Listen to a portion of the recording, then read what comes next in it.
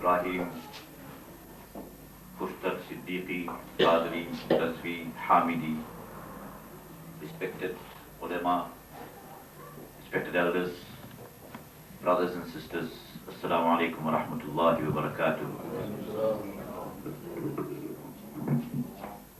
On behalf of the Sunni Razvi Society International Cape Town branch, I welcome one and all of you here today on the occasion of the 74th annual Urs Mubarak of Imam Ahl Sunnat Azimul Barakat Mujaddid Deen wa Millat Hazrat Maulana Shah Imam Ahmad Raza Khan Qadri Barelvi Rahmatullah Alayh, and the 10th for Cape Town. I am not going to take up much of your time because we have already reached near midday. The program will now commence with a lecture by His Eminence on the life of Ala Hazrat, culminating in the Salatul Salam, after which Zuhr Salah will be performed and Niyaz Langar will be served. I now give you, my dear brothers and sisters, His Eminence, Hazrat Maulana Muhammad Ibrahim Khushtar Siddiqui Qadri Razvi Hamidi. وبه الاعتصام في المقصود ونصلي على رسول الله وعلى آل خير خلق الله أما بعد فأعوذ بالله من الشيطان الرجيم بسم الله الرحمن الرحيم ذلك فضل الله يؤتيه من يشاء صدق الله مولانا العظيم وصدق رسوله النبي الكريم ونحن على ذلك من الشاهدين والشاكرين والحمد لله رب العالمين. قال الله تبارك وتعالى في شان حبيبه ونبيه ورسوله وكريمه إن الله وملائكته يصلون على النبي يا أيها الذين آمنوا صلوا عليه وسلموا تسليما. اللهم صل على سيدنا محمد صلاة وسلاما عليك يا نبي الله صلاة وسلاما عليك يا حبيب الله وعلى آلك وأصحابك يا رحمة للعالمين. بزرگو، عزیزوں اور دوستو، پیارے بھائیوں، پیاری بہنوں، سنی رضوی سوسائٹی کیپ ٹاؤن کے اراکین، شہنشاہ بغداد سیدنا الشیخ عبد القادر جیلانی رحمۃ اللہ تعالی علیہ کے نام لیواؤ، سنیوں، ایمان اور یقین پر اعتماد اور بھروسہ کرنے والوں، آج کا دن بڑا مبارک دن ہے. کیپ ٹاؤن کی دنیا میں بہار آ گئی، موسم بھی بہت اچھا ہے، اور میں اس مجلس اور میٹنگ میں اپنے پاس اپنے ماضی کو دیکھ رہا ہوں. آپ کو مسجد میں اگر کوئی نظر نہ آئے تو تعجب نہ کیجیے. کسی اچھی مجلس میں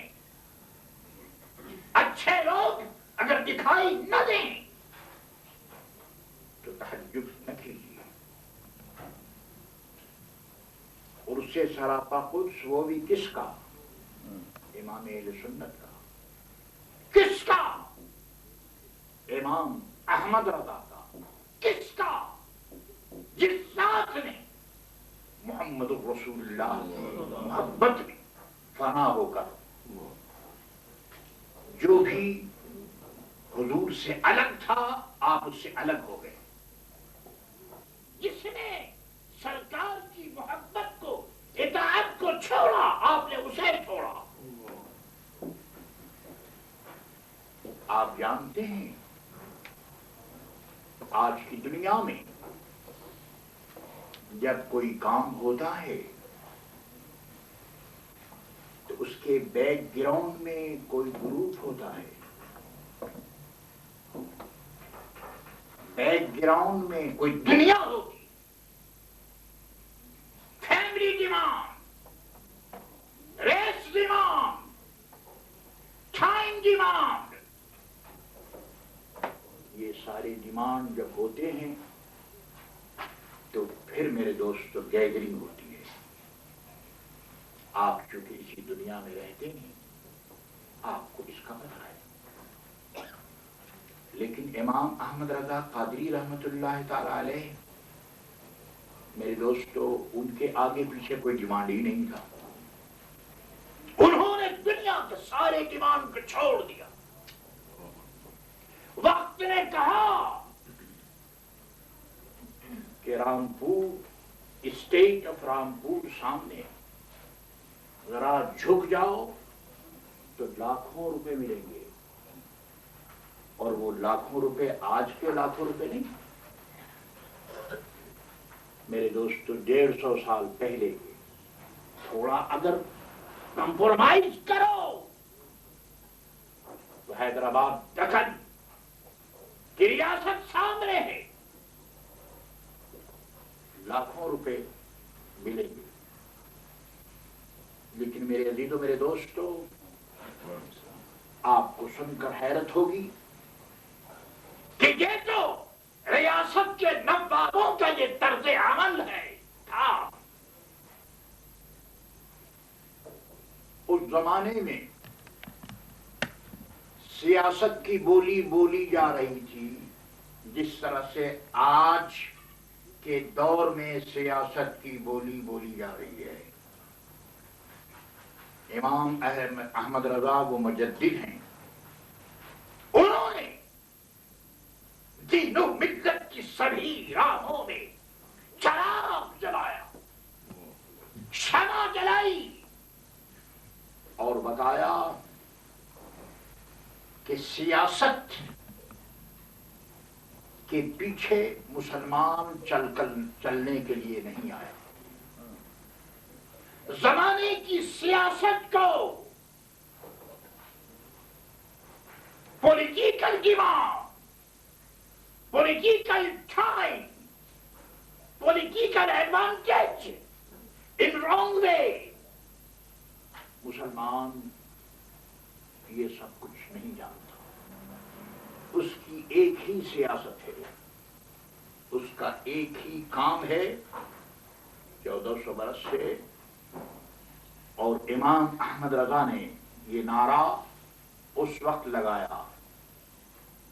میرے عزیزو میرے دوستو جب انگریزوں کا چراغ یونیورسل چراغ تھا، لیمپ تھا جو دنیا کے کئی برے اعظم میں جل رہا تھا، انگریزوں کے خلاف کوئی بات کرنی آسان نہیں تھی، مگر آپ نے اس زمانے میں بھی محمدی سیاست اور احمدی صلی اللہ تعالی علیہ وسلم کی اطاعت کی تلقین کی۔ آپ سنتے چلیے، میں کیا معروضہ پیش کروں، کیونکہ آپ مجھے جانتے ہیں کہ کیپ ٹاؤن میری تبلیغ و اشاعت اور مسلک کا وہ فرسٹ اسٹیشن ہے جو میں یہاں آیا۔ آج بھی میرے کچھ عزیز میرے دوست میرے سامنے،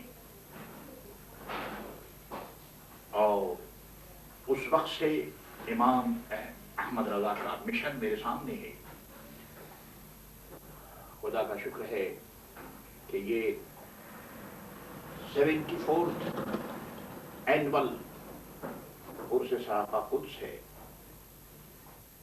اور 10th کیپ ٹاؤن میں اور 15th ڈربن میں منایا جا رہا ہے اور 6th اینول عرس سراپا قدس پیرس فرانس میں ہوا. اس کے بعد لاسٹ ویک لوڈین پریٹوریا میں تھا اور آج یہاں ہے اور آئندہ ویک ڈربن میں اور اس کے بعد پھر موریشس اور دنیا کے تمام ممالک میں یہ عرس ہو رہا ہے. اس سلسلے میں ایک بات میں آپ سے اور عرض کرتا چلوں کہ آدمیوں کی 3 قسمیں ہوتی ہیں. آدمی human being has 3 kind of their virtues. اس کی جو خصوصیتیں ہیں جو صفات ہیں ان میں 3. ایک ہوتا ہے مفید. مفید وہ جو میرے دوستوں دوسروں کو فائدہ پہنچائے. ایک ہوتا ہے مستفید جو دوسروں سے فائدہ حاصل کرے. اور ایک ہوتا ہے مجرد مجذوب ہے. اس کو دنیا کی کوئی خبر نہیں, بس وہ خود نماز روزہ اپنی فائدہ دیکھتا ہے. میرے دوستو مجرد ہونا, ایک حجرے میں بند ہو کر کے اللہ اللہ کرنا یا مسجد میں بیٹھ کر عبادت کرنی, یہ سب کچھ اس کی ذات کے فائدے کے لیے ہے. ٹھیک ہے, وہ مسلمان ہے, اچھا آدمی ہے, نیک آدمی. مستفید میرے دوستو جو لوگوں سے فائدہ اٹھاتا ہے. اور مفید میرے دوستو وہ ہے جو لوگوں کو فائدہ دیتا ہے. یہ جو تیسری قسم ہے یہ مفید والی, یہ بہت مشکل ہے. خود عبادت کرنی, زندگی کی راہ متعین کرنی آسان ہے. ٹھیک ہے, نماز پڑھا, روزہ رکھا, حج کیا, اللہ اللہ کیا, یا پھر کسی یونیورسٹی اور کالج میں جا کر کچھ حاصل کر لیا. لیکن لوگوں کو فائدہ پہنچانا, لوگوں کو دین کا راستہ بتانا, لوگوں کو دین کی راہ چلانی, یہ آسان نہیں ہے, بڑا مشکل ہے. اور پھر ایسے موقع میں جب میرے دوست آڈینس اگینسٹ ہو, سچویشن اگینسٹ ہو, کنڈیشن اگینسٹ ہو, سوسائٹی اگینسٹ ہو, تو ایسے ماحول میں جب ہر طرف مخالفت کا سامنا ہو اور اللہ کا حکم سامنے ہو, محمد رسول اللہ صلی اللہ علیہ وسلم کی اطاعت بھی پیش نظر ہو, اس وقت آدمی کو کیا کرنا چاہیے؟ میرے عزیزو, میرے دوستو, آج میں معروضہ جو پیش کروں گا, میری نظر میں اس وقت دنیا کا ماحول ہے اور میں بتانا چاہوں گا کہ آپ کو کیا کرنا چاہیے. اور امام اہل سنت امام احمد رضا قادری رحمت اللہ تعالی علیہ کی تعلیمات کیا ہیں؟ میرے دوستو, اگر وہ صرف ایک پیر ہوتے امام احمد رضا تو چند مریدین ان کا عرس کر لیتے. اگر وہ بہت بڑے علامہ ہوتے تو کچھ علماء ان کا نام لے لیتے. لیکن میرے عزیزو, میرے دوستو, وہ امام اہل سنت ہیں. یہی وجہ ہے کہ جہاں بات آئی نبوت کی, رسالت کی, اور جس نے بھی نبوت و رسالت کے خلاف کوئی جملہ کسی کی زبان سے نکلا, قلم سے کوئی سینٹنس نکلا, تو میرے دوستو رائٹر کو اس زمانے میں سوچنا پڑتا تھا, اسپیکر کو تھنکنگ کرنی پڑتی تھی, کیونکہ انہیں معلوم تھا کہ آگے اور پیچھے امام احمد رضا ہیں. آسان بات نہیں تھی. بولنے والا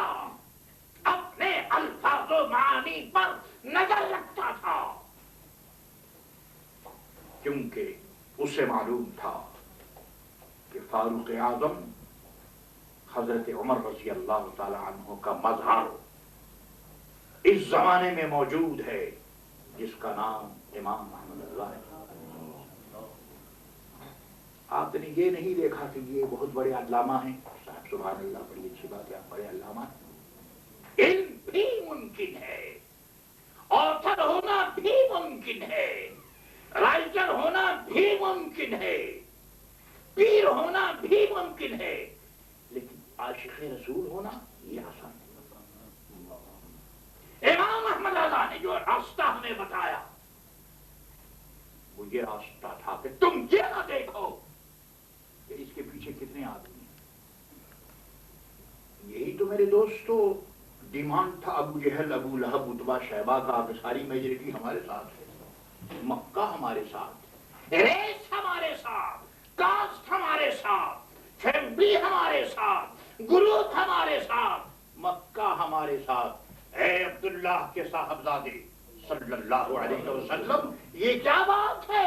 میجورٹی ہمارے ساتھ ہے، ڈیموکریسی ہمارے ساتھ ہے، پاور ہمارے ساتھ ہے، فیملی ہمارے ساتھ ہے، اور آپ بالکل الگ فران کی چوٹی پر کھڑے ہو کر پکار رہے ہیں قولوا لا الہ الا اللہ۔ میرے عزیزو، میرے دوستو، یہ باتیں کہاں سے ہمیں معلوم ہوگی؟ کون ہمیں بتائے گا؟ امام احمد رضا نے میرے دوستو اپنے زمانے میں جس نے بھی پیارے نبی صلی اللہ تعالی علیہ وسلم کی مخالفت کی،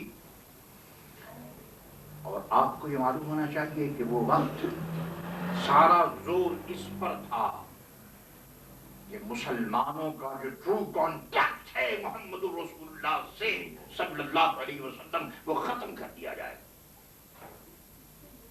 یہ وہ ایک آدمی ہے، بس ٹھیک ہے، دنیا میں وہ تشریف لائے، انہوں نے میسج دیا اور چلے گئے، بس۔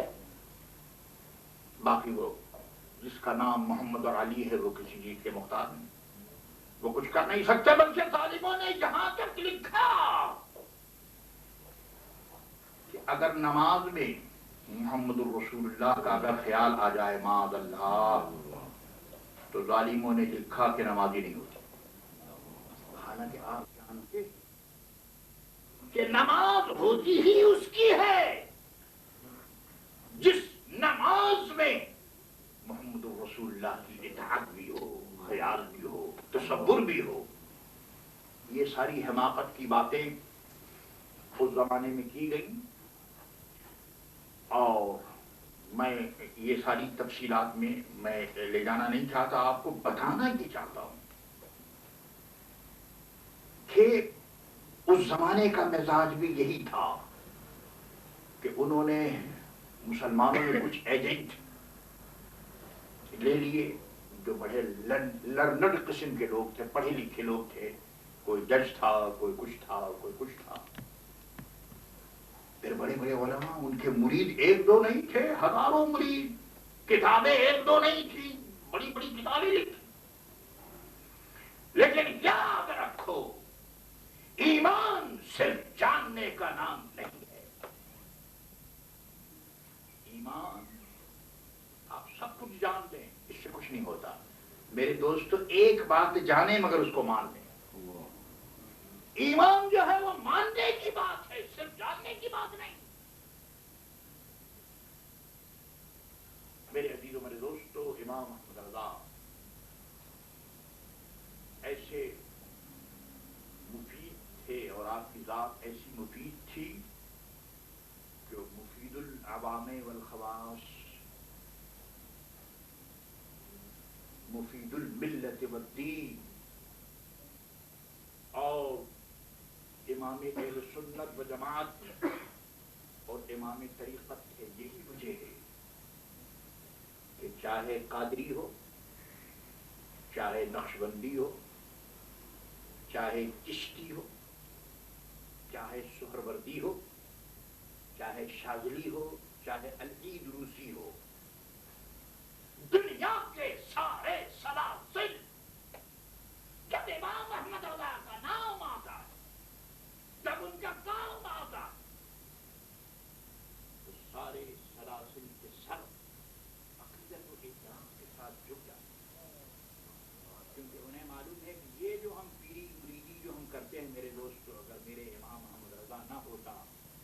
میرے دوستو نہ کسی پیر کی پیری ہوتی نہ کسی مرید کی مریدی ہوتی، کیونکہ وہاں تو فتویٰ کفر اور شرک کا لگ گیا تھا۔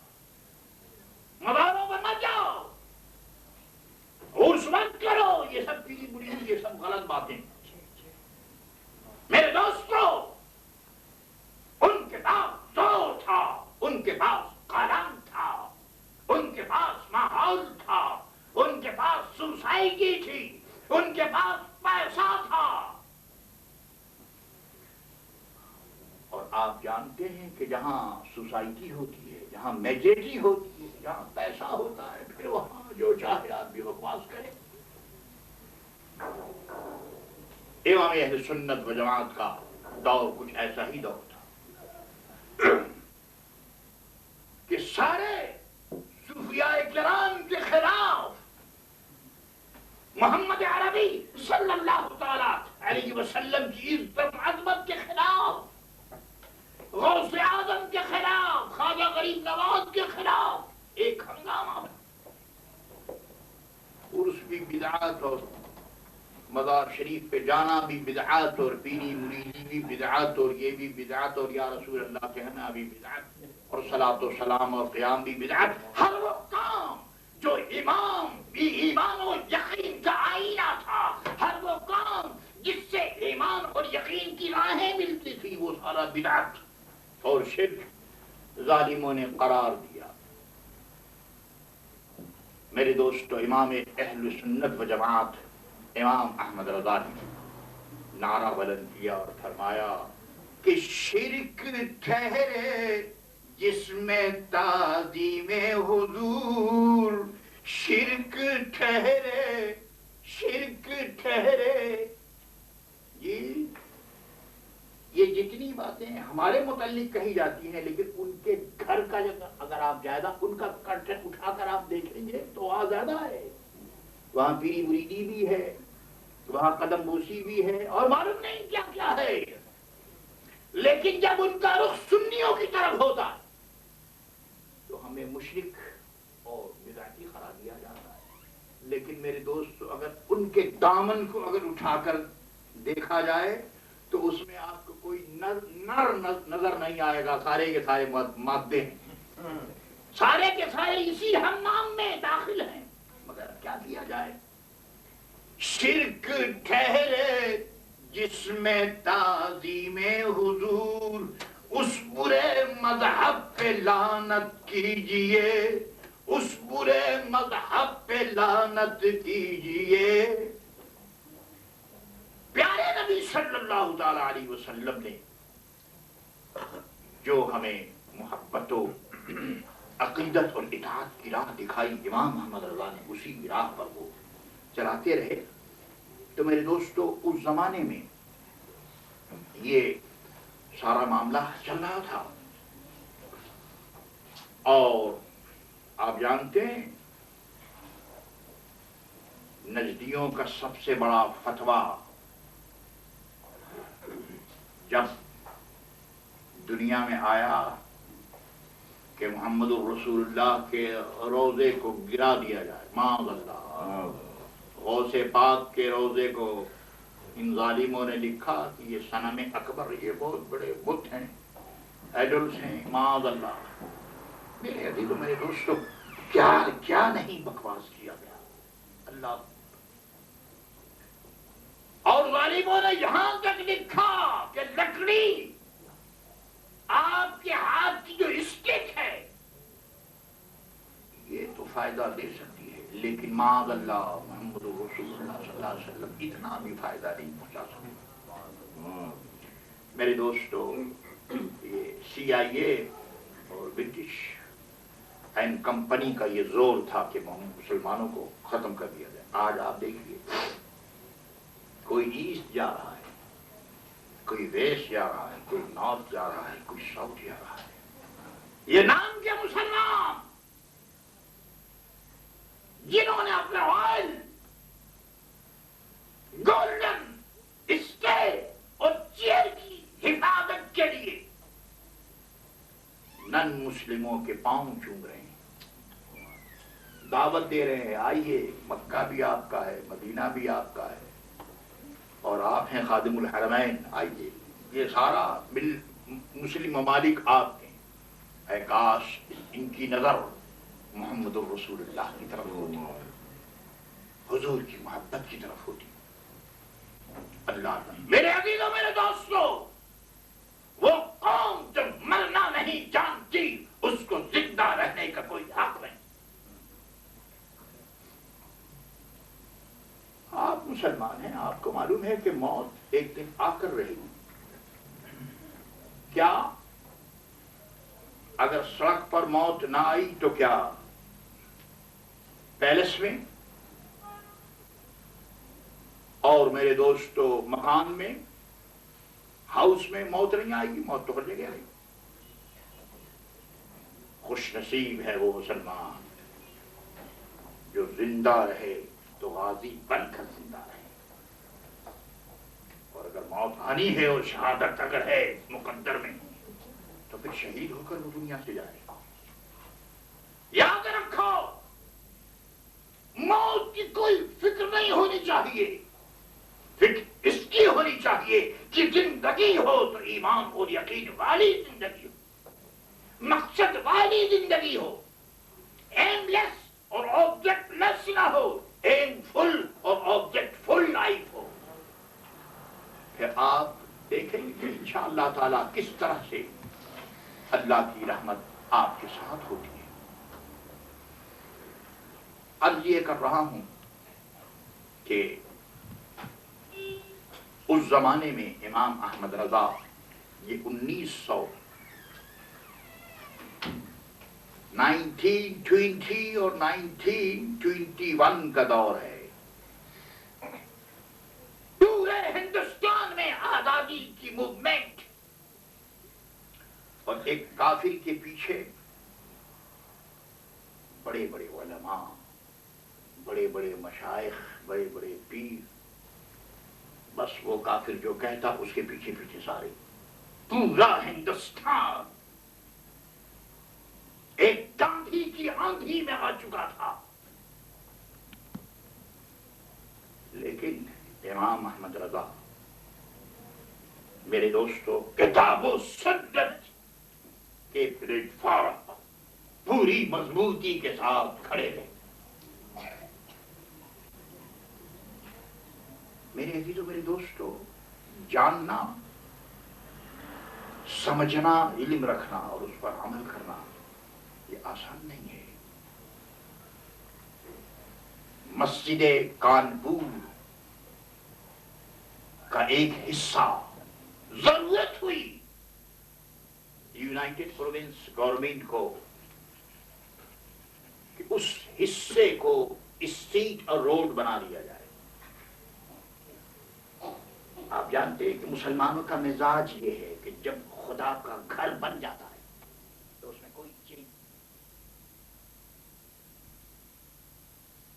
یہ جو آپ مسجدوں میں جوتا اتارتے ہیں تو یہ مسجد بننے سے پہلے اس مقام کو جوتا اتارنے کے لیے، وضو کرنے کے لیے، ٹوائلٹ کے لیے، استنجا کے لیے، مسجد بننے سے پہلے یہ مقامات متعین کیے گئے. لیکن اگر آپ نے اس مقام کو مسجد بئی مانا کہ سجدہ کرنے کے لیے، نماز پڑھنے کے لیے، اگر متولی نے